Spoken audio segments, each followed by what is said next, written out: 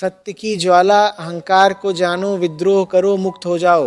बहुत ध्यान से सुनो मेरे साथी, आज तक जो कुछ भी तुम जी रहे हो वह जीवन नहीं है, वह एक लंबा थका देने वाला, बार बार दोहराया जाने वाला सपना है। अहंकार का सपना, डर का सपना, समाज की गुलामी का सपना, झूठी पहचानों का जाल।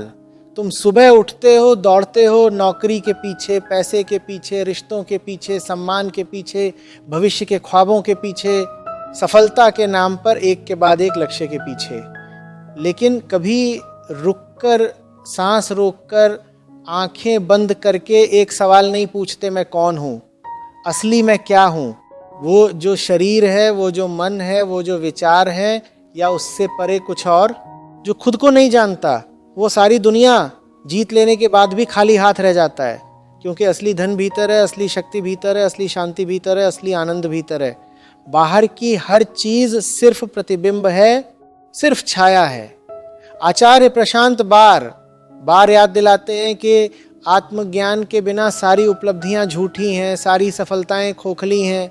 तुम सोचते हो कि बाहर सब कुछ ठीक कर लेंगे, बड़ा घर, अच्छी गाड़ी, ऊंचा पद, प्यारे रिश्ते, तो अंदर शांति आ जाएगी। लेकिन सच्चाई बिल्कुल उल्टी है। पहले अंदर उतरो, अंदर जागो, अंदर की गंदगी को साफ करो, अंदर सत्य को स्थापित करो, तब बाहर जो भी होगा वह सही, टिकाऊ और सार्थक होगा। तुम्हारा मन रोज हजारों लाखों विचार पैदा करता है। वे विचार तुम्हें घेरते हैं, तुम्हें डराते हैं, तुम्हें बेचैन रखते हैं। कल क्या होगा, लोग क्या सोचेंगे, मैं असफल हो गया तो, मैं अकेला पड़ गया तो, मेरी इज्जत चली गई तो, मेरा पैसा चला गया तो, मेरे रिश्ते टूट गए तो। ये सारा डर अहंकार से पैदा होता है। अहंकार कहता है मैं बचना चाहता हूँ, मैं बड़ा बनना चाहता हूँ, मैं बना रहना चाहता हूँ, मैं सुरक्षित रहना चाहता हूँ। लेकिन सत्य कहता है जो बनता है वह मिटता भी है, जो मिटने को तैयार है वही सचमुच जीता है। सारा भय अंततः मृत्यु का भय है। लेकिन मौत क्या है? मौत शरीर की है, विचारों की है, झूठी पहचानों की है। तुम वह नहीं हो जो मरता है, तुम वह साक्षी हो जो मरते हुए को भी देखता है। जब ये समझ आ जाएगी तो डर अपने आप गिर जाएगा। सभी डर अहंकार का साथी है। अहंकार जब गिरता है तो डर भी चला जाता है, और जब डर चला जाता है तो मुक्ति आती है। अब विद्रोह का समय है। समाज, परिवार, शिक्षा व्यवस्था, मीडिया, परंपराएं सब तुम्हें गुलाम बनाना चाहते हैं। वे तुम्हें कहते हैं सुरक्षित रहो, सामान्य रहो, भीड़ के साथ चलो, परंपरा मानो, विश्वास करो, सवाल मत करो। लेकिन भीड़ कहाँ जा रही है?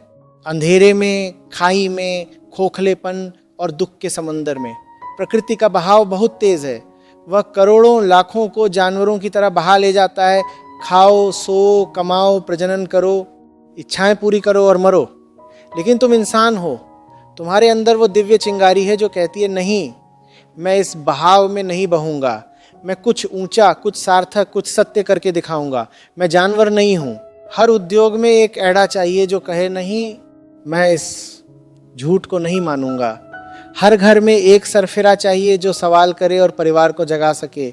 हर स्कूल और कॉलेज में एक विद्रोही चाहिए जो वर्तमान के विरुद्ध खड़ा हो जाए। क्योंकि सत्य वर्तमान में ही है, वर्तमान ही सत्य है। भविष्य के ख्वाब मत बुनो, वे सिर्फ अहंकार के और सपने हैं।